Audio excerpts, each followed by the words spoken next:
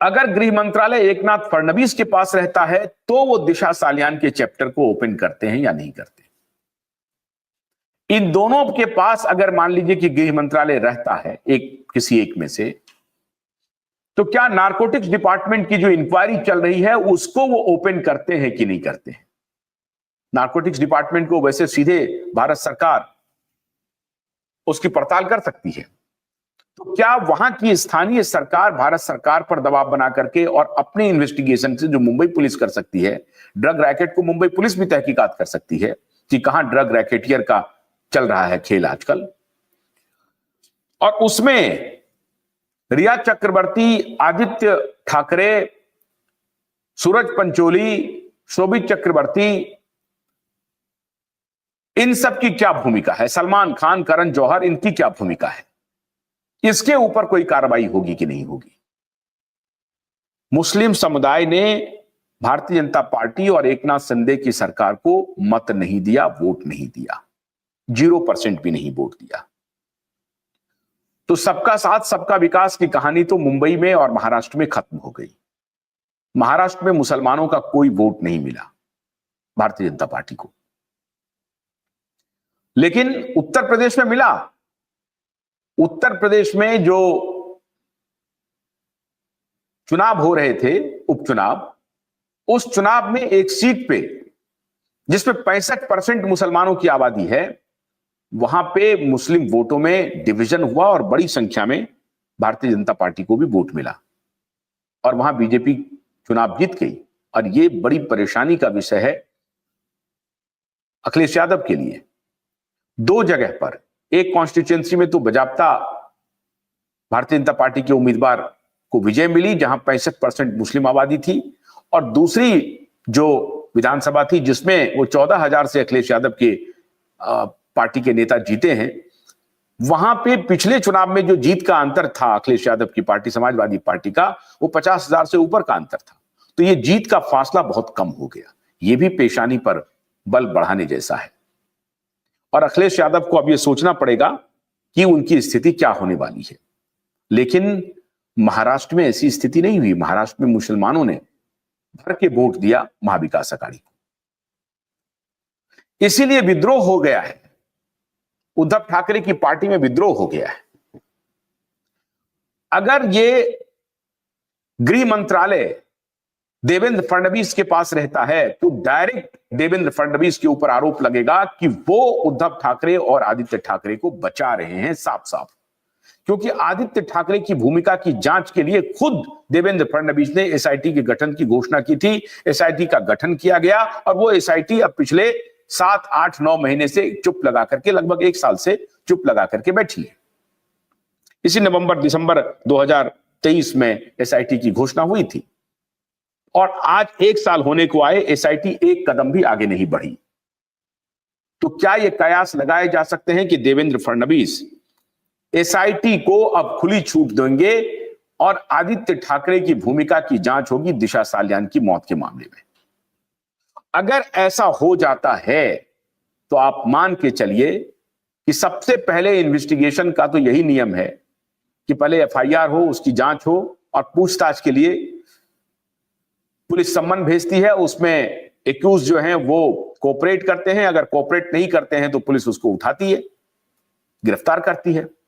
तो क्या आदित्य ठाकरे की गिरफ्तारी का काउंटडाउन शुरू हो गया है?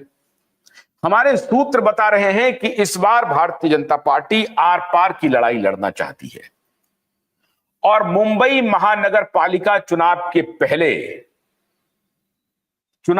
पहले बहुत बड़े बड़े खेल आपको देखने को मिलेंगे। मुंबई महानगर पालिका के चुनाव इसलिए बेहद महत्वपूर्ण है क्योंकि दुनिया में सबसे धनी कोई लोकल सेल्फ गवर्नेंस की एजेंसी है एशिया में, दुनिया तो मैं नहीं कहूंगा, एशिया में, तो वो है मुंबई महानगर पालिका, सबसे धनी एजेंसी। और वहीं पर पैसे का कारोबार होता है। जिसका कब्जा मुंबई महानगर पालिका पर होता है, एक प्रकार से उसकी तूती बोलती है, उसी के अंदर में सारा फाइनेंस रहता है, सारे पैसे रहते हैं और इसी का ये नेता वारे न्यारे करते रहते हैं। इसलिए म्हाडा जिसको कहते हैं, मुंबई महानगर पालिका का चुनाव मुंबई के लिए और पूरे महाराष्ट्र के लिए काफी महत्वपूर्ण होता है, बहुत महत्वपूर्ण होता है। इसलिए एकनाथ शिंदे की भी पार्टी, बीजेपी की भी, इन दोनों की नजर महानगर पालिका के चुनाव पर है, रहेगी। और उधर शिवसेना उद्धव की पार्टी में जो बवाल मचा हुआ है कि आप महाविकास आघाड़ी का साथ छोड़िए वरना हमें मुंबई महानगर पालिका के चुनाव में भी नुकसान होने वाला है। यह भी चल रहा है मामला कि किसी भी कीमत पर वो अब महाविकास आघाड़ी के साथ नहीं रहना चाहते। अब अगर एकला चलेंगे उद्धव ठाकरे तो उनकी हैसियत क्या होगी? देखिए, लास्ट विधानसभा चुनाव में एकनाथ शिंदे की शिवसेना और भारतीय जनता पार्टी ने बता दिया, हिंदू वोटों पर जो कुछ भी अगर ताकत है, शक्ति बनी हुई है, तो वो सिर्फ और सिर्फ भारतीय जनता पार्टी की और एकनाथ शिंदे की पार्टी की बनी हुई है। शिवसेना उद्धव खत्म हो चुके हैं, नेस्तनाबूद हो चुके हैं। शिवसेना उद्धव को जो थोड़ा मोड़ा जो वोट मिला है वो अकलियत कमेटी का मिला है और कुछ जो उनके समर्थित वोटर है, समर्पित, उनका वोट मिला है। कुल मिलाकर के आप ये बात मान के चलिए कि उद्धव ठाकरे के लिए राह मुश्किल होने वाली है। अब उनके डगर में सिर्फ कांटे ही कांटे हैं। नीतीश राणे के बारे में खबर आ रही है कि वो मिनिस्ट्री में शामिल हो सकते हैं।